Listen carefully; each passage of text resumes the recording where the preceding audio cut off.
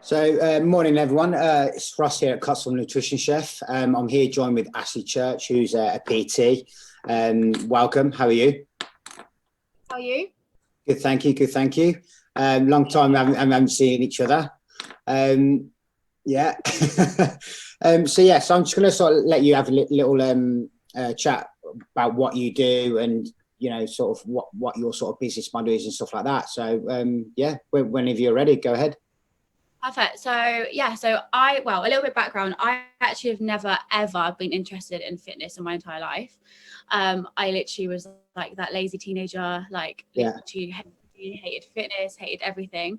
And then when I went to university, I started getting into going to the gym and things like that. And then it was when I worked with you, Ross. I worked at Soho Farmhouse with you. I started to do my PT qualification. And yeah, I just got into it. And it's just like, when I was at uni, I was studying criminology and psychology. And obviously, as much as that was my passion then, I then just found this other love for fitness and health and nutrition and everything like that. So I just fell into it and haven't looked back since. So yeah. That's pretty good to hear that. So what was your sort of first thoughts of like how you got into it? What was the spark to get you into your nutrition and training? Well, whenever I used to go to the gym, I used to be like a cardio bunny. So I used to just do cardio all the time. I hated it. I always fell off the bandwagon. When you go into the gym, you start training and you're just bored of cardio. And then I started going to the gym with my partner and he weight trains. So he got me into weight training. And that really was what like sparked it for me, because it was just this love of like weightlifting and feeling strong instead of just like going and doing cardio. It was like I had another goal. Yeah. For me, that was like a big thing. So after I started getting stronger, I started then just falling in love with it even more. And that's then when I decided, actually, do you know what? There are so many females out there that don't go to the gym and weight train. They don't understand the benefits of weight training, and they just go in like how I did and just do cardio. And there's so many different benefits to weight training. So then I did my PT qualification so that I could then feed that on to other females and help other females. So yeah. I mean, so it's quite sort of like, I mean, my sort of path I've seen to nutrition is sort of slightly not far too much of what you've gone through. I mean, obviously, I'm a chef by trade and I have been for quite a number of years. But I've also been sort of around like sport all my life, like since quite a young age. I'm playing rugby to quite a high standard.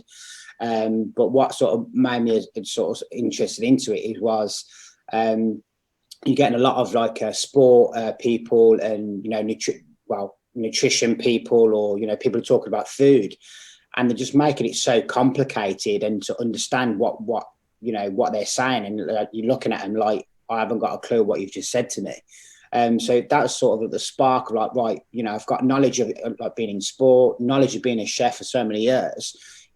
How can I bridge that gap to make it more sociable for people to understand and actually like cook some like really good foods and stuff like that. So that was sort of my spark to get into it, because I find it, a lot of people talk a lot about stuff, but it doesn't come across quite correctly. What's your thoughts on it?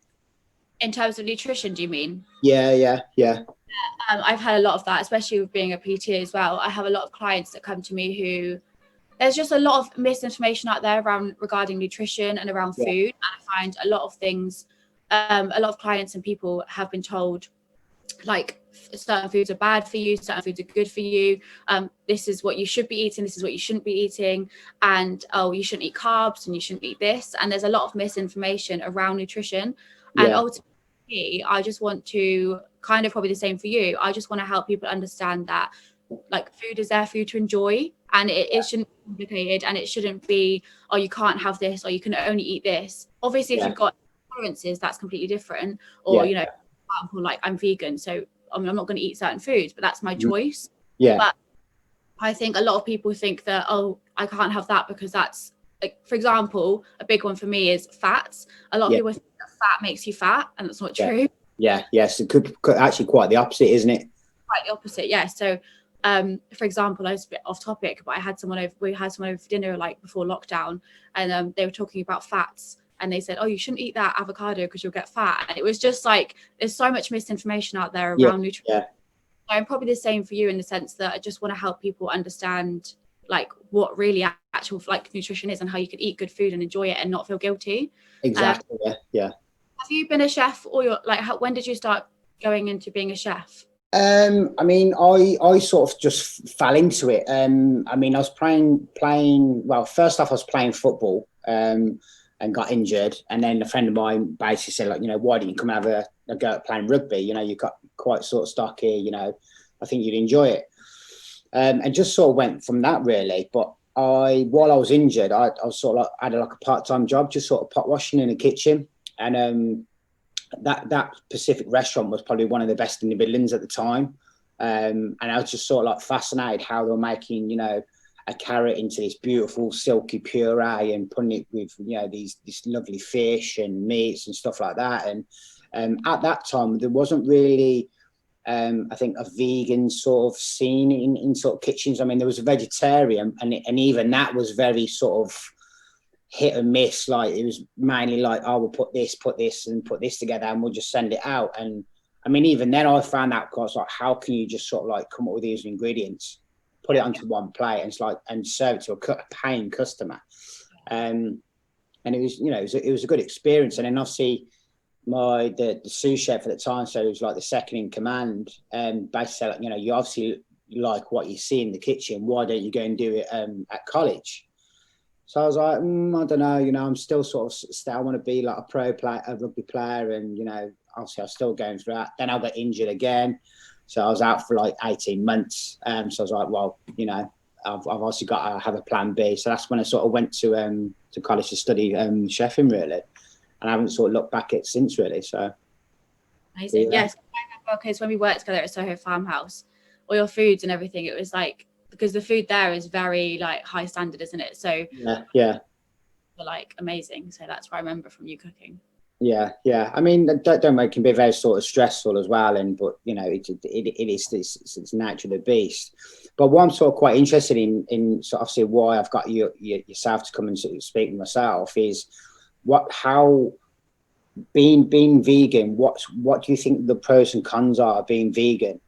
Compared to like myself, I mean, I've definitely sort of changed my mindset compared to 5-6 years ago, in regards to people being vegan, and what's the benefits of like not eating so much meat or so much fish. So like, what's your sort of obviously why I got you on was basically to understand, like, from your point of view of being vegan, and what's your benefits of being vegan, like with your training, your recovery time, and things like that, compared to myself, which obviously, I'm still playing sport, and, I need to be a bit more bulkier as such for obviously playing rugby and stuff like that. So a bit more robust. Like, what do you find the benefits are being vegan, and how your recovery time after you train as well? So in terms of recovery and training as a vegan, what I would say is, one thing I will say with veganism is, if you're trying, say your goal is, for example, to build muscle or to maintain muscle, you're going to need a lot of protein and a lot of calories, because obviously you need to be maintaining those calories or you're in a surplus. And when you're eating vegan, the foods that you eat they're a lot less calorie dense. So you do have to eat a lot more of it. And I do find a lot of people, when they come onto a vegan diet, this is where they kind of slip up, because they'll just continue eating the same portion sizes as they'd had before. And then I did it myself when I went vegan, and I lost a lot of weight. I didn't feel very healthy, and it wasn't a good way of eating. What you need to do, if you are, for example, yourself, if you are as well, obviously training quite a lot, and if you're going to the gym, or if you're obviously playing rugby, you want to make sure that you're eating enough calories, you're eating enough protein. In terms of recovery, again, it just comes down to, as long as you're having the right nutrition. So as long as you're hitting your protein target, as long as you're not, under eating, I think, obviously for me, I haven't really found any other differences in terms of recovery. I have heard, I don't know this much myself, but a lot about BCAAs. Apparently BCAAs can be really beneficial for vegans in particular. From your muscles and stuff like that. So me personally, I haven't really found any specific problems, but I will say, as long as I'm eating enough food and enough protein, that's all I really need to make sure. But that is a massive thing with veganism. A lot of people don't do those two things. So I mean, sort of like going back to like what you said about BCAAs and stuff like that, and protein shakes and things like that. Like what I find, like me personally, is if I eat before training, like I don't perform at the level that I want to. I feel a lot very stodgy, very sort of like flat and stuff like that. Like, do you have like sort of more like a plateau sort of thing, but not in the sense of it? You just feel, you know, you're not giving you all. Do you find like being a vegan, do you have them sort of like parts of when you train as well or not? Yeah, so I do, but definitely not as much. So again, I only started really weight training and stuff when I was already vegan. So Right. I can't really compare my performance when I was a meat eater, but I was a meat eater for 19 years. So, Yeah. and I personally struggle with IBS, and I do find that my IBS was worse when I was a meat eater. So again, that could have just been down to the fact that I was eating too much of it. I was eating a lot of meat. I think sometimes it can come down to moderation as well. But in terms of like eating before you train and after, I do just think it's down to personal preference and like how your body reacts to things. I would definitely suggest, if you're going to eat before you train, having more, not a heavy meal, like, and also making sure you train at least half an hour to an hour after you've eaten. Because I'm the same as you. I prefer to eat after I trained because I have an empty stomach. Yeah. Like obviously when you train, like I don't know, with a lot of I mean, especially like rugby players that I've played with, like you feel like you have to flog yourself to feel like you've done a good workout. Like, do you have that same feeling when you train, or? You mean like going all out? Otherwise, it's Yeah, not. yeah. Like, there's no point if you're not going 100%. Like, well, there's no point. Yeah. I do get that. It's not true though at all. I think that's something that we really have to like overcome in our heads, because a workout is a workout at the end of the day. And I think a lot, when it comes down to weight training, a lot of people think, oh, you can't burn calories during weight training, because some people don't sweat as much as they do if they're doing cardio, because their heart rate is obviously not as high. Yeah. I think if you're doing a workout, it also depends on how you're feeling that day. And sometimes your body is gonna have loads of energy, you're gonna be able to burn all these calories. And some days you're gonna burn a little bit less calories. But if your goal, it depends on your goal. If your goal is to build muscle, you're still doing that. So it's not, but I'm the same as you. If I go in and I haven't like burnt X, Y, Z amount of calories, I'm like, was that pointless? But it's not. It's all, it's better than doing nothing. Yeah. I mean, like that. I mean, sort of one of my sort of like sayings, or at the moment with what I'm doing at Customer Nutrition Chef is basically everyone's a recipe. Like say if you said to one of your clients, like you have to do A, B, and C, and that's what the A, B, C what you're doing. Like that regime might not actually be a positive effect for your client. So everyone has their different recipe, and I know it sounds a bit sort of chefy, like calling people recipes, but it's a simple way for me to understand and to put across to my clients, saying, well, you are a recipe. You need to find the recipe that is you and that's beneficial for you, and then sort of go from there, really. So it's also about like building blocks, isn't it? Yeah, I always say that to my clients. For example, my clients, we all have a group chat. I'm a female only trainer, so it's just girls. So I have a chat, and I always like to share everyone's progress on there to kind of like boost other people. But I also make sure that everyone realizes that not every single person's body or goals or what they're eating is going to work for you. You need to make sure that what you're doing is for you and not to try and be like someone else. And like you said as well, like in terms of training and nutrition, some people might prefer to swim, some people might prefer to weight train, some people might prefer, to go and run. I mean, that's definitely not me. I hate running. It's the same with nutrition as well. Like some people are intolerant to something, some people, it's right. What you said is everyone is a recipe. Like it's all down to you and what you want. So. Oh, cool. So obviously, my next question, sort of like, I'm not sort of trying to reinvent the wheel of like politics and sort of, people's opinions and stuff like that. But being a female PT, like when you sort of started, was your goal solely to be training females, or have you thought like, right, okay, I can train males as well, or what's your thought movement on that? Like, is that something you just come naturally, or? So yeah, I when I first trained to be a PT, it wasn't going to be just female focused. It was going to be males and females. The reason kind of why I focus on females so much is because, well, firstly, the majority of my clients that came to me were females, and I just started learning more. I know I'm female myself, but I started learning more about the female body, about us. Like, I think females and males are so different in the way that we train, in the way that we think, in the way that we react to things. And just personally for me, I know that the reason, like I said earlier as well, the reason why I started going into all of this was really to help. I know in the back of my mind, it was really to help females get into weight training. That is on my, and also when I started working with them even more, I realized I really understand them, and I just want to help. Like, I think it's really important when you're doing a business to have your niche, and that's what I am good at, and that's what I want to focus on. Don't get me wrong, there have been males that have come to me and, you know, can you write me a program? Of course I will, because I'm qualified in that area. If I can help someone, I'll help them. But my prime focus is females. I understand their bodies. I understand our cycles, our mood, everything like that. So That's one thing, moods, Be careful, you don't know who's in the house listening to you. But yeah. I mean, that's sort of quite interesting because, you know, obviously I've got a couple of friends, obviously you're one of them, but obviously PTs, and, you know, I've got another friend who's a female PT, but does obviously females and males. And what she finds is like that some of the males clients that when they first started with her, they were sort of like coming in like, you know, and she was saying, right, you need to do this and this, and they're just sort of like coming across as if like, you know, well, that I'm going to be lifting more weight than you anyway because you're a female. That like that sort of like narrow-minded sort of mindset. But like, you know, it's not about the weight of what you're lifting or how much you're eating. It's about the proper amounts of, you know, that you're eating and lifting to sort of correspond to what your body shape is, or, you know, how your body reacts to stuff like that. I agree with that because it's the same with like my partner, for example. He's always been into fitness. Like, as I said, he got me into it, but he never really understood what he should be eating, how much he should be.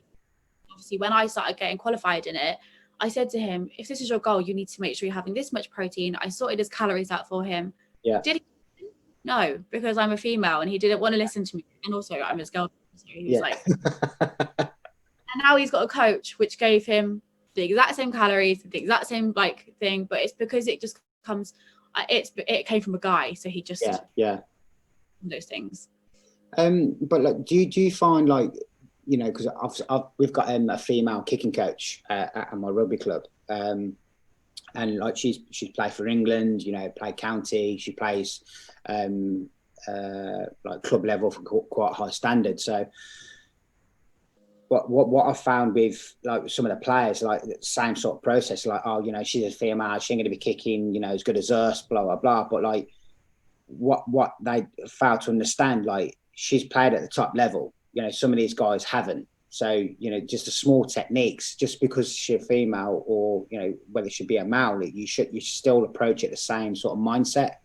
Do you know what I mean? Do you think there's like, and that's the thing, like with nutrition, do you think, like, if I was speaking to, say, one of your female clients, for instance, and say, like, you know, you've got to sort of change your lifestyle in like this way, you need to sort of start looking at eating this and this and this, do you think I would get the same effect to your client as if you were saying the same thing? Yes and no. I think no, firstly, because personally for me as a female, so I, even though I'm a PT and a coach, because I do online coaching as well, I always have a coach myself, but I think it's really important for everyone to have a coach, and also everyone be improving themselves and have someone hold them accountable.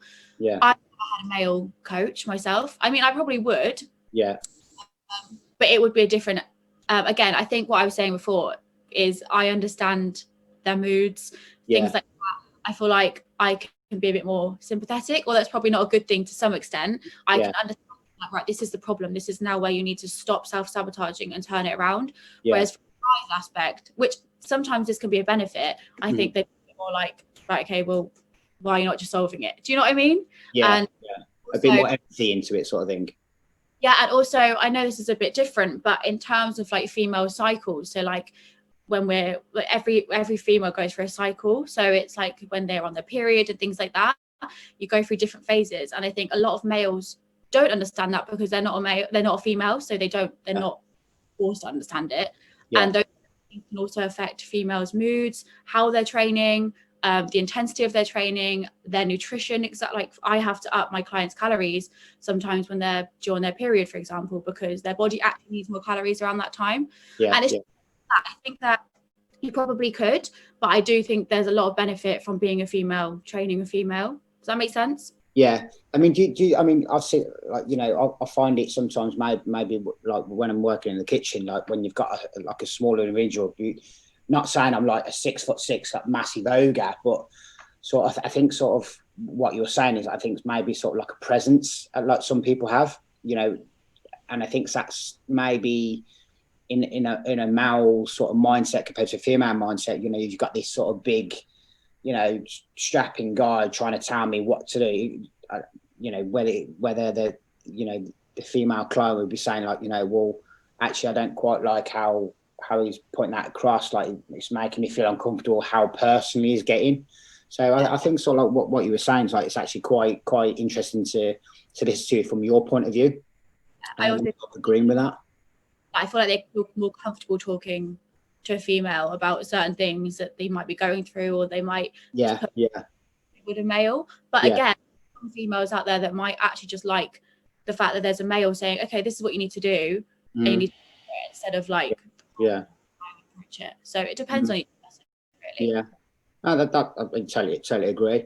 So with obviously the benefits of like nutrition and stuff like that, like what's your thoughts on how people portray their business sort of side of it? Because, you know, I mean, you know, the social media sort of side of it, like it's just gone a massive boom, hasn't it? You know, everyone's in their sort of gym kit doing live videos and things like that. And, you know, from my point of view, like, I'm not too sure what your thoughts are, but like from sort of nutrition sort of point of view and seeing pictures of food, I'm looking at like, I know by looking at a bowl of food, that's not going to even taste very nice.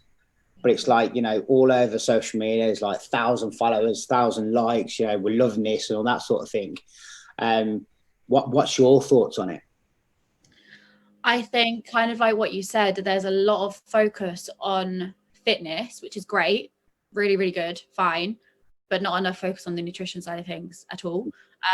A lot of people, it's a bit off topic, but a lot of people are going into doing these live videos, which is I'm all for it. I think they're great, and honestly, I jumped on a few of them during lockdown last time, and it does help you.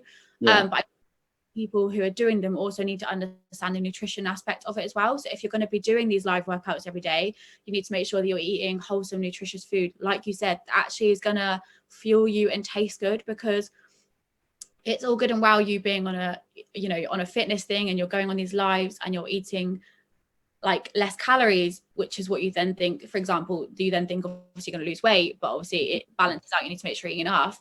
But if you're not eating food that you don't enjoy, it's not going to last. Do you know what I mean? So it's not sustainable. If you're not eating food you don't enjoy, it's not sustainable. And another thing, I have a lot of clients come to me and say, okay, right, I need to lose XYZ amount of weight. I'm going to cut out chocolate. I'm going to cut out crisps. I'm going to cut out all these foods. I know that's not necessarily healthy. I know you're that's not healthy actually, but they enjoy all the food, or like pasta or carbs or anything like that. Foods that they enjoy, I'm going to cut. Why are we cutting foods out? We should be enjoying food. Food is there for you to enjoy. It's all about learning how to cook these foods and make them taste nice, like even healthy, make them taste nice, so that you stay on it for longer because you're actually enjoying the food. And also implementing those other foods that, you know, maybe you think they are necessarily unhealthy, but you're implementing them in moderation and not all the time. If that makes sense. I think, a lot of people will go into like a healthy routine and they'll start making these, as you said, bland foods, and then they're going to end up binge eating back on the foods that they've been cutting out. Do you know what I mean? Exactly. Implement them into your diet, but also then learn how to cook, learn how to actually enjoy your meals, and then you can have moderation of both. I mean, that's sort of like what I see from a chef point of view. Like, obviously, being a chef, you learn how to cook ingredients correctly, and like, so you get the best nutrients out of it, the best minerals out of it. And then, you see so many foods where it's literally just like, and like one of my biggest pet hates, like, it's such like, to lose weight or gain muscle, you got to eat brown rice, chicken and broccoli. I'm like, no, you don't. Like, why would you eat the most beige sort of diet? Because like, that's not going to be beneficial, because they'll either overcook the rice, boil the hell out of broccoli, so it's literally like baby food, and then overcook a piece of chicken that's like charred. I'm like, well, you've just lost every nutrient and mineral in that dinner. What are you doing? Like, that's not beneficial for you at all, because you're literally just putting rubbish into your body. I will throw my hands up and say I have been that person, and I can be that person. I'm very simple, like, if I can just throw things together really quickly. But yeah. I've also been learning recently, like, I've got so many vegan cookbooks that I just don't use, and more now, especially during lockdown, I've been like actually like looking through the meals. Okay, what can I, again, kind of like I was just saying, making sure I'm enjoying my meals and making sure I can actually have this meal, like a vegan mac and cheese dish or something like that, and it's going to be healthy, because it's going to have like the extra horrible stuff that usually it has in it, but I'm going to enjoy it because I'm going to make it properly and add all the ingredients and things like that. Vegan lasagnas, you can make so many different things, but I am definitely a culprit in the past. I'm going to change, don't worry. Just throw that and that together. But realistically, like, we're on this earth once, why would you not want to enjoy like good nutritious food? Do you know what I mean? Yeah. I mean, like, so it's just, I mean, I found something out quite interesting the other day, and like, I've cooked with this ingredient for years and years and years. With the Parmesan, like that people with obviously lactose intolerant, it's actually very low lactose, so people with the tolerance of lactose can actually eat Parmesan. And I was like, all right, like straight away, like for years and years and years, even now I'm like, oh, it's got Parmesan, they can't eat it. But then, like, doing a bit of research, and I'm like, well, wow, that's something new. And I've been around Parmesan for years, like cooking with it. So I think sort of understanding each ingredient, isn't it, really? Yeah. To get the best meal out of it. Yeah, I also think it's about which ingredients make you feel good. Again, if you've got intolerances like that, you don't have to cut things out, like you just said. You can still enjoy those foods, but just learning about your body. And like I said before, I've suffered with IBS. I still have it, but since being vegan, it's obviously got a lot better. There are still foods I have to like learn, okay, I can have that bit of moderation, or if I'm going to have that, I know that this is going to happen and I'm not going to feel very well, but I'm going to have to just deal with it because I'm putting myself in that situation, or cut it out in moderation. Do you know what I mean? Yeah. I mean, sort of like going sort of obviously back to sort of the social media, like, with sort of the PT sort of side, like I find a lot of it very cosmetic, if that makes sense. Like, you've got these specialists, like, with guys like the massive guys, you're going to look like this in 12 weeks or, a year's time. Like, do you find that with like female PTs that you see as well? I do, yeah. But to an extent, I do think female, I don't really, I'm way more focused on the female side of it, so I don't really follow a lot of guys on there as much as I do female. In terms of females, I feel like a lot of the girls I follow, they're quite honest and saying, you're not going to get to where I am now. This has taken me this many years, and a lot of seeing patients and eating right and understanding my body. But then these like 12-week guides and things like that, it can, if people aren't really reading the post and they're just buying like a guide, it can, well, this person's selling a 12-week guide, that means I'm going to look like that person 12 weeks. Do you know what I mean? Yeah. True. Like, there's a lot more that goes into it, and like I was saying earlier, it's not, you can buy a guide off someone that has all the workouts, and okay, you probably will lose a bit of weight, but also you need to understand what calories you need to be consuming, because you could be under eating. That's then affect your thyroid and everything else, and then you could then end up kind of going in a cycle whether you end up putting weight back on afterwards, and it's not sustainable. And I think that's why I really, and again, that's no disrespect to anyone who has guides out there. I love it. Great idea, but also if you are going to buy a guide, please understand like your calories and your nutrition that you need to be consuming. And that's what I love about my coaching as well. I think with coaching, you literally are like, you give someone a program, but you're also giving them their nutrition needs. So you're giving them their calories, their protein target. You're having like a check-in with them each week. So you're making sure that they are where they need to be. And that's what I love about it. Do you find as well where, you know, people could be a bit more honest of what they're teaching and what they're sort of like throwing out to the, you know, the customers that they're possibly going to receive coming to their websites or their Instagram accounts? You know, if they'll say like, you know, if like from a female point of view, like, you know, if you say like, right, okay, I'm a size 10, in 12 weeks, you'll lose, I know, 0.4 pounds of a kilo, you know, in 12 weeks, you know, it's going to be obviously up and down. Like, you're not going to lose that amount of weight so quickly. But do you find that people could be more honest of what they're doing and how people can actually be more understanding what they're going to look like or what to look forward to? Yeah, and I think that's a good point, because I think that's another reason why people go and do these certain things and then they fall off, because they might see the results, but it's not sustainable. Yeah. If you are going to lose a certain amount of weight really, really quickly, unfortunately, that's not going to be sustainable or good for your body at all. So I think, yeah, like what you said, there's a lot of things out there that say you can lose this much weight, but it doesn't explain actually you're going to go through this and you're going to go through this and this is what's going to happen, and it's going to take time. Like, I have a lot of clients come to me. I've had clients in the past that have said, oh, I want to lose this much weight in 3 weeks. I'm like, I'm not the person for you, because I'm not going to make you lose that much weight in 3 weeks. Sorry. Like, if you're looking for that, maybe go find someone else. Like, not in a horror way, but I would never put someone on a program where they thought they were going to lose X, Y, even a certain amount of weight in how many weeks, because you just don't know. Like you said, it fluctuates, and there are so many things you have to go through in order to get to where you want to get to, and it's a journey. You know, and like you said, people can just go online and buy things and think, okay, I'm gonna get to, they said that in 12 weeks I'm going to lose this much weight. What really annoys me is on Pinterest, for example, on even some Instagram accounts, there's like these things where it says lose love handles in 6 weeks by doing this exercise, and it's like, that's got nothing to do with exercising. That's all down to nutrition. That's all down to food. Information that if you do 100 bicep curls, you're going to lose body fat on your arm. No, that all comes down to the calories you're consuming and the food you're consuming. It's got nothing to do with the exercises. That's just going to help you burn the extra few calories. Do you know what I mean?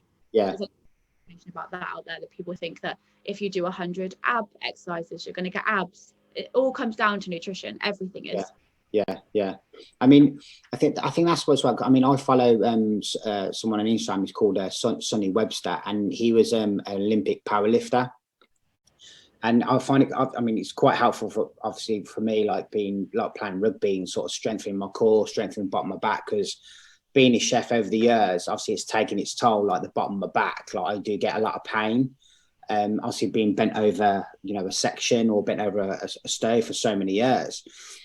So I sort of like quite find it interesting following him and how he develops like the strength in his back, strength in his legs and stuff like that, and how he sort of, you know, drives through with his weightlifting.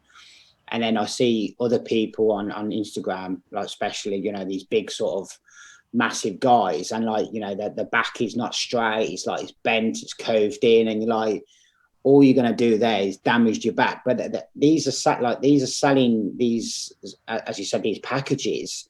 So, well, you know, if you do this, you're going to have a massive back and blah, blah. I'm like, no, all you're going to do there is damage yourself. I've seen a lot of that. I've seen a lot of it. I see a lot of it in the gym as well. We'll just, and it's not necessarily anyone's fault. It's just they're misinformed. But I do really, really, really believe in, if you are going to sell something to anyone, please make sure you're qualified, please, because there's so many people out there that, okay, especially there's a lot of girls and stuff who, okay, they've got really good results and maybe they aren't a PT, but as long as they're doing things like HIIT workouts and things like that, okay, I can understand, like, that's just general. But in terms of, like you said, there's a lot of like people on Instagram and stuff who you watch their form and you're just like, what are you doing? Please don't promote that. And then people are going to follow them and think, oh, well, like you said, they got to here. No, they're just lucky they're not injured, because that could then get injured. Do you know what I mean? Yeah.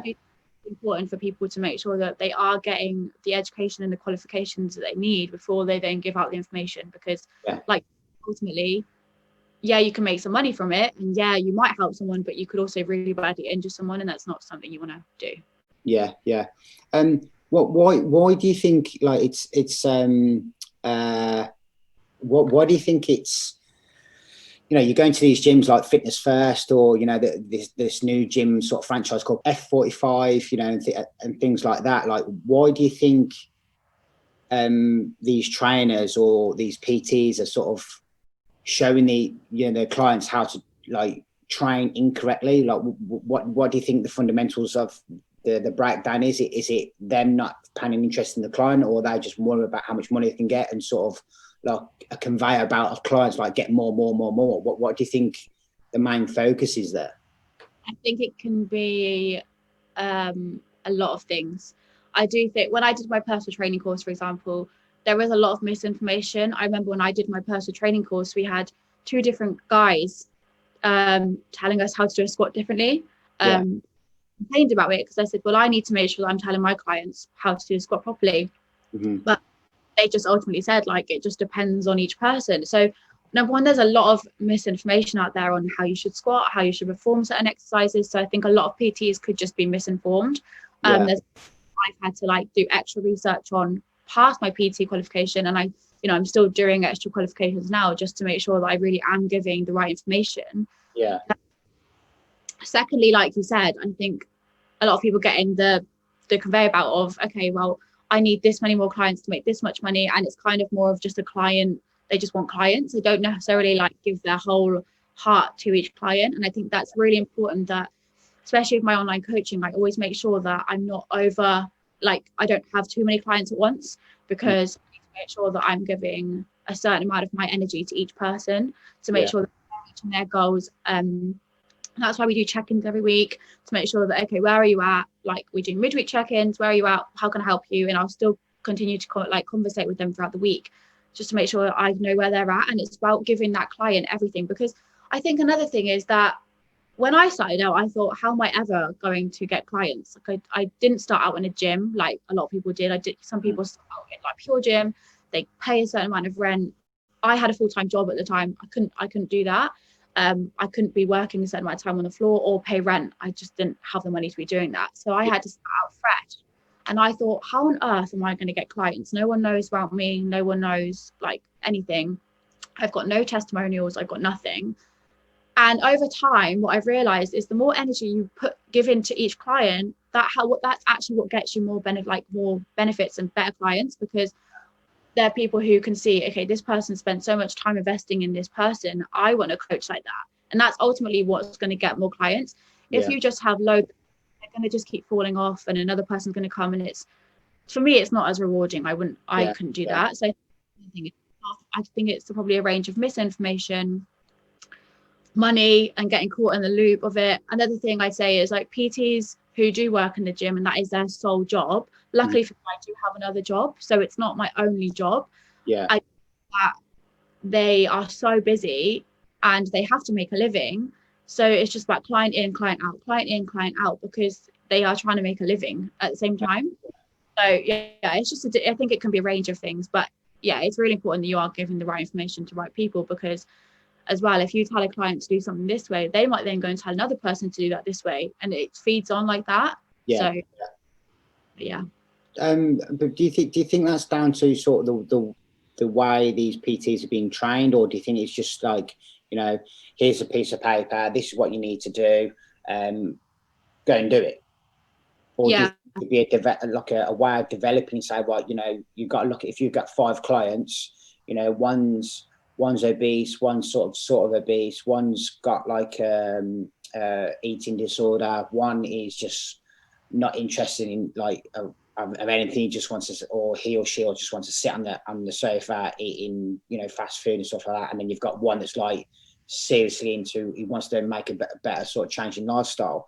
You know, do you think it would be better to have them options in the training courses, or, you know, the classroom, or, you know, the universal, wherever each individual trains in? Do you think it would be better to have them options, say, right, these are the 5 people that you have to sort out their training method, how they eat, how their sort of their stance are, their posture, and et cetera, et cetera, et cetera. Do you think that'd be a better way of sort of putting the training across? Or I think, well, they do that, just not to a high level. So like, I think I had like 1 day training on each thing, and that's not enough. Like, if luckily I'd had a bit of background in fitness, so I kind of knew the basics. But some people who are going into the PT course I was doing had never like even stepped into a gym. They were doing it. Some people do PT courses solely for themselves to understand how to start weightlifting themselves.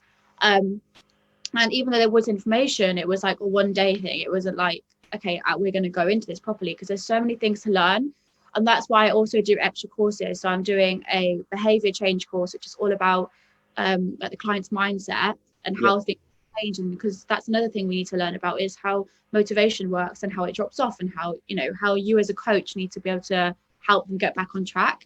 That's something I wasn't really taught that much. And nutrition as well, like we went over like the basics, but I had to do way more like research into that myself. So I think that a lot of PT courses could be a lot more in depth and a lot more informative, and understanding each client individually. Like I've had a client who has had an injury. I've had a client who's got something internally wrong. I've got someone who wants to lose weight, someone who's just doing it for mental health. And it's things like that, learning about every single person is doing it for like different reasons. And every single person has a different, like you said, they might have different things wrong with them, or different why they can't pick themselves up. And it's not one size fits all thing. And I have seen a lot of PTs who, my friends have like trained with some PTs and things like that, where they've just been given the same plan as their friend. Do you know what I mean? And although in terms of like fitness, and if you're a beginner, okay, like your workouts might not change to another person who's a beginner. Like, I'm not going to say every single exercise needs to change, but in terms of your goals, someone who's trying to build muscle, someone who's trying to lose weight, they do need different care and different individual programs and nutrition. So it's not one size fits all. And that's one thing that I think does need to change in the industry. Like, you can't just give everyone the same thing. No, that's I totally agree with that. I'm just going to sort of like quickly quickly talk about something you just said there about sort of the mental health sort of part before we go into the recipe that I've sort of cooked for yourself. And obviously it's vegan, so you're fine to eat it all. Do you find sort of like the mindset of say you're at work, like you're stressed out at work, and you've got children running around your feet, you just sort of like you're just sort of in this hole where you don't feel like you're getting out of it, sort of thing. Like how would you come across from a PT side? Like you've noticed something wrong, you've sort of probed a couple of questions, just sort of like try and get a bit of a feeling back from them, and then finally they have not sort of a breakdown as such, but they have sort of like a massive sort of crying session in front of you, like, right, this is what's going on, like I can't do my training, blah blah. What would you put in case of that? Like, how would you approach that? With females, I have a lot of that. And I have a lot of females who are mums, who are busy, who have full-time jobs, or maybe they need to get the kids to school on time, and then they have to like sort out dinner, and they have to sort out this, and they've got a lot on. A lot of the people that I coach and train are hectic busy, and they are stressed. And how I approach it is, okay, where's the problem? Are you stressing because you can't fit in 5 days training a week? Okay, let's cut it down to 1 day training a week. Let's fit it around you. And that's another thing, like we were just saying, is it all depends on each person. Some people can train 6 days a week. Some people can train 1 day a week. Some people don't like meal prepping. Some people do like meal prepping. It's all down to individuals. And what I would do, say, for example, like, let's say what you said, they're really busy. They've got kids running around. They're feeling overwhelmed. I would say, okay, let's strip it back to basics. Let's remove some of the stuff that's stressing you out. Because I think that the more you give someone, the less they're going to do. So you're going to give them 5 days training a week, they're not going to do it because it's just too much. Back to basics. What can you control in this situation? If you can control your food, let's just focus on you tracking your food and meal prepping for the next week. Yeah. Don't even go for walks. That's another thing. If you can't fit in exercise, just go for a walk. As long as you're getting your body moving, that's what I would say. And then we can then slowly, okay, are you ready for another training day? Let's add a training day. How's your nutrition? Will you change your calories? Are you happy on these calories? Are you feeling hungry? Again, if people are feeling hungry and they're dissatisfied with what they're eating, that's another thing that can like demotivate them from everything, because they're more likely to binge eat, not want to train, and then just think, oh, I'll start on Monday. That's another thing. Everyone wants to start on Monday. Let's just like, where are you now? What can you control? Let's do that, and then we'll go on to the next step. That's how I would. I mean, that's quite interesting from your point of view. I mean, it's probably not far off from how I'd probably approach it. Is, you know, being a chef, like in some of the restaurants that I've been involved in over the years, it's so intense and so fiery, and, you know, to the point of like quite aggressive sort of, you know, atmosphere as such, because you know, you want to serve this little plate of food, you know, that's someone's paying like £25 for, you know, for this little plate of food, and you're like, you know, then you got to think to yourself, like, right, what am I doing? I'm getting stressed out by a little bit of plate of food because I've got my head chef here screaming at me like, how long for this? You know, how long's going to do this? Like, I need this table 5 up in the, like, on the passing 2 minutes. And, you know, you got to sort of think to yourself, like, haven't you? You just strip it right back, like, right, what can I control? Okay, I'm going to control that dish. So if I just focus on that dish and what my boss is saying to me, or, you know, if I'm the head chef, like, I can control what's going on in the pass. So let's go check by check by check. There's no point saying to the guys behind me, saying, right, we're going on these 10 checks all at the same time. Like, that's not going to get you anywhere, is it? Yeah. Yeah, I think that's with everything in life. You've just got to focus on what you control. If you focus on so many things at once, like I said, if you focus on going to the gym at this time and then training this many times a week at home, and then trying to fit in your social life, your children, everything else, and tracking your calories and eating good food, people just shut off. They don't want to do it. And it's probably when you work, like when you're being chef, like they're probably going to just get stressed and then just not do anything. Cool. So I mean, that's quite interesting to sort of to listen to what your point of view with that sort of side. So we're just going to sort of move on to the recipe I've designed for you.